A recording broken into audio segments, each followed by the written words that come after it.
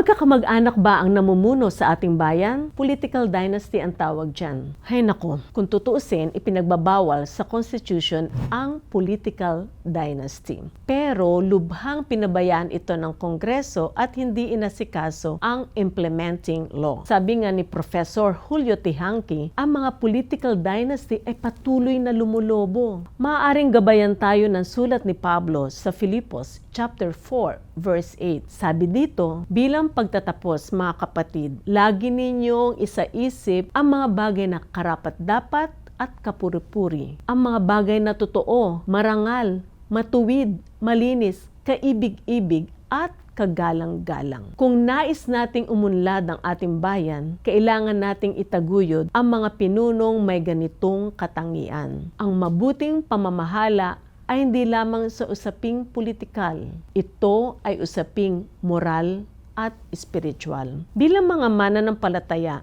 ano nga ba ang dapat nating tindig patungkol dito? Merong paalaala sa atin ang social principles hinggil sa pananagutan ng pamahalaan. Hinahamon natin ang mga nahalal o itinalagang opisyal sa mga pampublikong posisyon na naupo sa mga pwesto ng gobyerno bilang mga responsableng lider at katiwala ng otoridad at mga yaman na inilagak sa kanila. Tinatawagan natin ang lahat ng mga opisyal ng gobyerno at subukang abutin ang pinakamataas na pamantayan ng profesionalismo, katapatan, at integridad. Gayun din, hinihimok natin ang lahat ng mga gobyerno na yakapin ang mga patakaran at kasanayan na nagtitiyak sa pananagutan at pagiging hayag o transparent upang magkaroon at mapanatili ang tiwala ng mga tao sa pamahalaan. We have to remember, kapag iisa o ilang angkan lamang ang namamayani sa politika, nawawala ang tunay na check and balance. Nagkakaroon ng pagtatakipan, pagtatanggulan ng kanilang mga interes,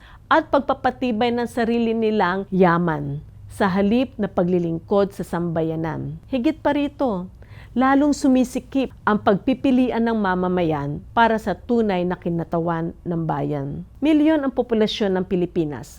Maraming mahusay at tapat na Pilipino. Kinakailangan mas lumawak pa ang democratic space sa eleksyon para dito. Kailangan may mabago sa sistema upang maitaguyod ang mabuting pamamahala. Sa pagwasak ng dynasty ay magiging daan upang ang ganitong balangkas ng pamahala ay maisakatuparan. Tandaan, bilang mamamayan at bilang Kristiyano, may pananagutan tayong manindigan para sa isang sistemang makatarungan, tapat at tunay na naglilingkod sa sambayanan.